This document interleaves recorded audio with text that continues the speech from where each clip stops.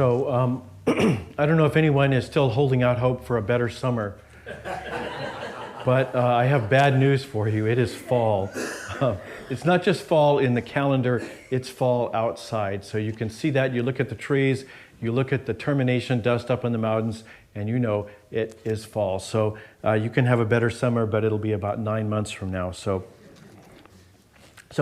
fall is an interesting season. It's kind of a symbol of change, right? If you think about the different seasons, right, you can't tell, early winter from late winter, not very well. You can't tell early summer from late summer. But spring and fall are easier to tell. In spring, at least here in Alaska, you know the way spring works, right? You're looking at the trees and thinking, are there buds on those? And then like, boom, it explodes and suddenly everything's all green, right? But in the fall, there's this kind of slow build or fall, I guess, whatever it is. So you see the colors change and so forth. You get the fireweed and all the other things. I don't know if you had fireweed. We didn't have hardly any over here. So you get those things. The colors change. You get the leaves changing up on the trees and so forth. You can tell it's fall. So it's kind of a symbol of change because you can actually see the way it is doing this long slide into winter. And change is what I want to talk about today. Change is inevitable, right? There are good changes and bad changes, but the one thing that's certain is there will be change. I don't know what it was like 500 years ago or something. Maybe people back then could pretty much have a stable life unless they happened to live in a particular place, but there wasn't much change. But today there's all kinds of change. And not just here. I was reading some statistics. They said that in the last 30 years, the number of people in this world who live in extreme poverty has decreased by half. So extreme poverty is a little bit more than $1 a day. And I can't imagine living on that, but the number has dropped in half. So there's people who are just in kind of poverty light or something like that. So that's good news. The COVID lockdowns and all of the things that have flown out of that have changed the slope of that particular trend, but it's still going on. And so the hope is that as we get further and further away from COVID, that trend will pick up again. Similarly, another good change, the number of women who die in childbirth has halved in the last 30 years, and so has the number of children under 5 children who die before they reach 5. So some really great changes.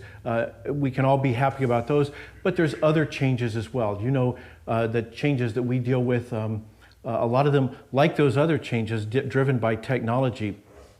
And so there are problems with technology that you go to a fast food place, and instead of having workers there, they've got the robotic kiosk telling you what to do. I saw an article just today talking about the New York subway is going to have a robotic cop. So $9 an hour, which beats what the police charge. So all of these changes, they have a good aspect and they've got a bad aspect. So changes can be good or bad. I was reading that the American Psychological Association says that the mental overload that comes from social media is bad for your health, so your mental health. So keep that in mind. So there's a lot of changes in society, some of them good, some of them bad, and the church is no exception. Churches used to look like this, right? This is the way churches used to look, and today they look like that, or maybe even like that. And because our culture is becoming more multicultural, there are churches where they put the lyrics up in multiple languages every Sunday. So churches have changed, and even if your church hasn't changed like that, it's probably changed. If you had a choir, they probably don't wear robes as much as they used to. And if you do have a choir, it's probably smaller than it used to be. Choirs have changed. Some other ways that churches have changed, the dress code has changed. You can actually be a U.S. senator and get into most churches today because our dress codes have been relaxed so much. So we have that. We don't have the organs. We've got the keyboards and so forth that have become more a part of our churches. So churches have changed, and the question I want to talk about today is, how does the church respond to change? How do we in the church respond to those changes out in society and here within the church? How do we respond to the changes? Because there's different ways we can do that. We can either try to celebrate and hold on to what has been, because there have been many good things in the world and in the church. And that's one possibility. The other thing we can do is we can say, well, change is inevitable. There's nothing we can do about it. The question is, can we prepare for it? What can we do? And so what we're going to see in our lesson today is that Elijah models how we can prepare for change before the change actually happens. So I want to look at this text. So we've been in this story about Elijah for the last, I think this is the 6th week. We're going to wrap it up today. So we're pretty much done with Elijah. I'm going to leave it on a cliffhanger. You get a chance to see what happens to his successor, Elisha. But we're gonna wrap it up here with Elijah. So Elijah is this prophet from the 8th century BC. He's ministering in the northern kingdom of Israel. There were 2 kingdoms, one north and one south. All right, Bible scholars. All right, so he's in the northern kingdom, and there is a practice of Baal worship that's been introduced, and he challenges that. He challenges the king and the king's wife who introduced the Baal worship, and he's been doing that. He got a little tired. We talked about that last week, the way that it kind of wore him out. And so he went to Mount Horeb. God gave him kind of a pep talk and gave him a list of instructions. Go do these things. And so he's starting in on those things as we pick up the story here. So we read Elijah departed from there, and the first thing he does out of that list that God gave him is he found Elisha, Shaphat's son, who is plowing with 12 yoke of oxen before him. So that means 12 people with plows and 2 or more oxen in front of each plow. So he's with the last one. He's part of a big farming operation. So that's like 12 tractors. So imagine, what that would mean today. So whatever that is, we don't know. Is he just a hired hand, or is he part of the family? We don't know, but probably family, because what happens is Elijah comes up with him and he throws his coat on him. Now, those of us with older Bibles, we remember the phrase, he cast his mantle upon him.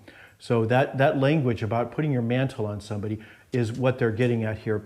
The mantle, this coat, was an outer garment. It was an all-purpose cloak. You could make a tent out of it in the sun. I mean, not a very big tent, but you could get some shade. Protect you in the rain. It was an all-purpose garment, and Elijah puts his on Elisha, which symbolizes that he is going to become his disciple.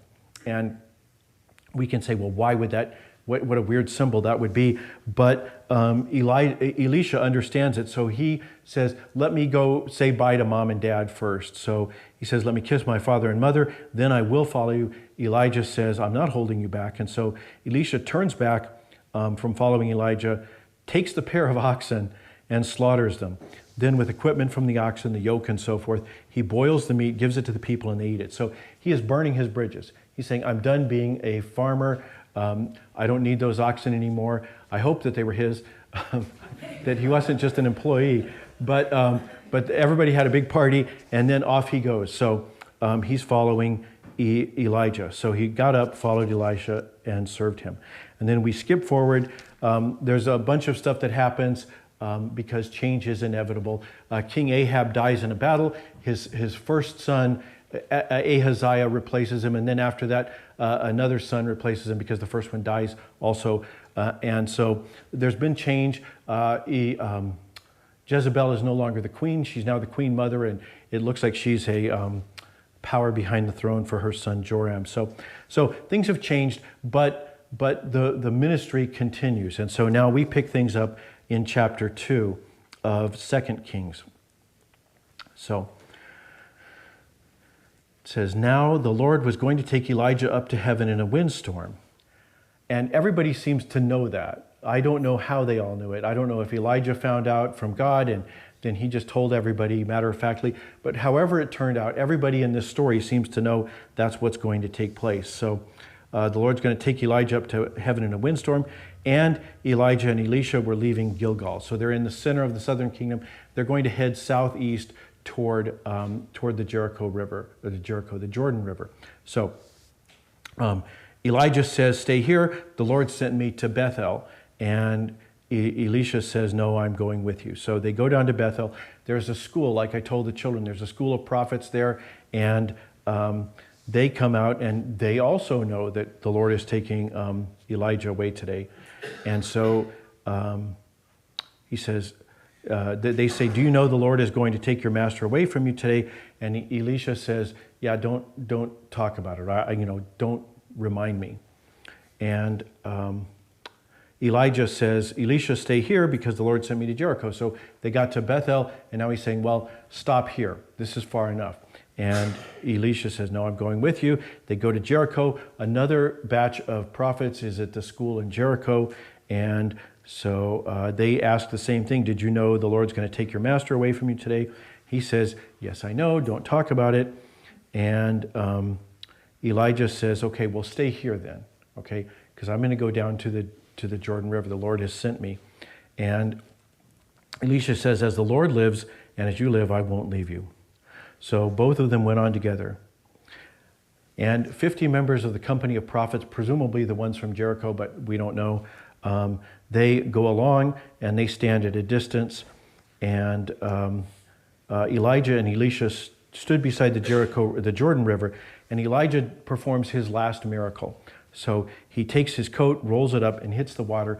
The water's divided in two. And the significance of this is that Israel had done the same thing in reverse when they came from the wilderness into the promised land. So Joshua had ordered the priests to walk up to the water, and as their feet touched it, it would be separated. So Elijah is doing the same thing in reverse. He's going the other direction. And the significance of that, people... So, whoop, I went too far. All right, so they crossed over on dry ground. So they crossed over. He's now on the east side of the Jordan River. He's outside of the promised land now, and the Lord is going to pick him up here. So what exactly the significance of that is, I don't know, but he is tracing a route opposite from what the people of God did centuries before when they came into the land. So there they are. They're on the east side of the Jordan River, and Elijah says to Elisha, "Is there anything I can do for you before I go?" And Elisha says, "Let me have twice your spirit." Now, I don't like that translation. Most the Bibles I looked at said something like a double portion. And the reason for that is, in that culture, the way you divided up an estate is you gave a double portion to the eldest heir. So a bunch of kids, you just imagine there's one extra, and you give that double portion to the one kid, and then everybody else gets a single portion. So he's saying, "Let me be your heir. Let me be your true disciple. Let me be the one who follows you." And Elijah says, "You made a difficult request." And again, there's different theories about exactly, this is 2,800 years ago, right? So we're kind of trying to figure out exactly what some things mean. But he says, "You made a difficult request." Maybe what he means is, I don't know if you've been watching, but my life has not been easy. And are you sure you want that, right? Maybe he means that, my prophecy powers are waning. We don't even know what he means, right? Is it hard for him? Presumably he doesn't think it's hard for God. So he's just saying it's a difficult request, and he says, "But if you see me when I'm taken away, then yes, you can be my heir." And so they're walking along talking, and then a fiery chariot and fiery horses appeared and separated the two of them. That Elisha would not be separated from Elijah except by God. So Elijah goes to heaven in a windstorm. And that's a trivia. You can like win bets with this. Not that Christians ever bet, but you can win trivia contests by saying, how did Elijah go to heaven?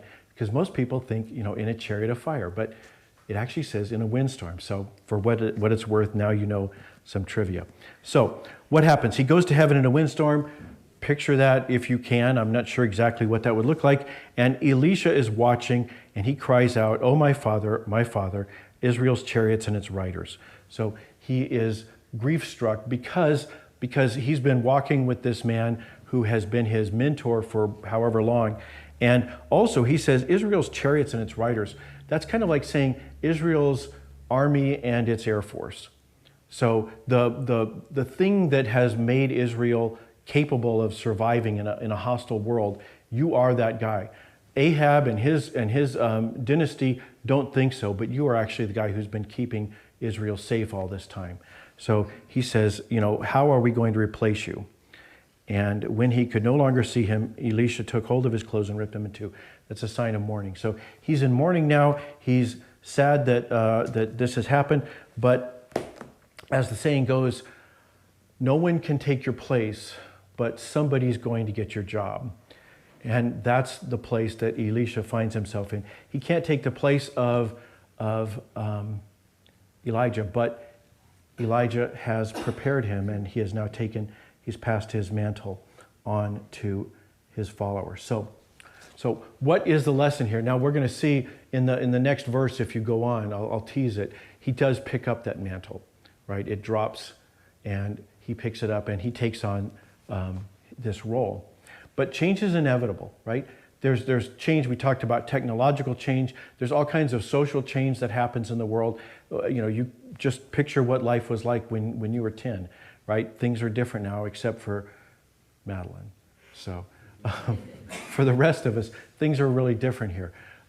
So think about those. Think about the way that the church has changed. There's all kinds of ways that change has happened. And even if none of those happen, there's going to be demographic change because we get older, right? Everybody who works in this church is going to come up to a day and say, you know what, I'm not going to join that committee. I've got, it's just too much for me to take on at this time. So we have change just in terms of who's working and who's doing what in the church. Change is inevitable. So the question is, what are we going to do in the face of change? And are we going to try to curate what is and what is good? Or are we going to try to prepare for it by passing our mantle on to someone, symbolically at first, to say, here, we're trying to train you up so you can take this on officially. That's what Elijah does in the first reading, or the first part of the reading. And in the second part, he actually leaves his mantle for Elisha to pick up. So the question is, are we going to try to prepare the generation that comes after us, to prepare the people who can serve on our committees or whatever it is, whatever work we do in the church, whatever we do outside the church? Are we going to be curators of what is, or are we going to prepare our successors the way that Elijah did? I don't know. Just as a show of hands, did anyone else see the movie, The Jesus Revolution, earlier this year? So, all right, there's some hands. I recommend it. Some of us lived through the Jesus Revolution. It was the flower power hippies and all that stuff in the Jesus Freaks, the original Jesus Freaks from the 1970s, early 70s. And I wasn't a part of that. Margot told me that it was very much a part of what her church was doing. They weren't featured in the movie, but they were influenced by it. All these hippies in Southern California, but even in New Mexico, it trickled its way out there. And my older brother, became a Jesus freak for a while, and so I saw what that was like.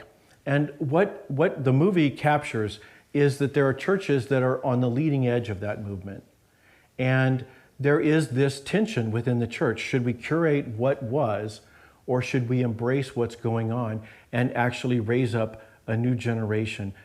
Are we going to pass our mantle on to that new generation? And that's what the story of the movie is. And I really recommend it. It's a good movie and a really good story. So I do recommend it. But that's the question that churches have to face: is how do we deal with change? How do we deal with societal change? How do we deal with demographic change.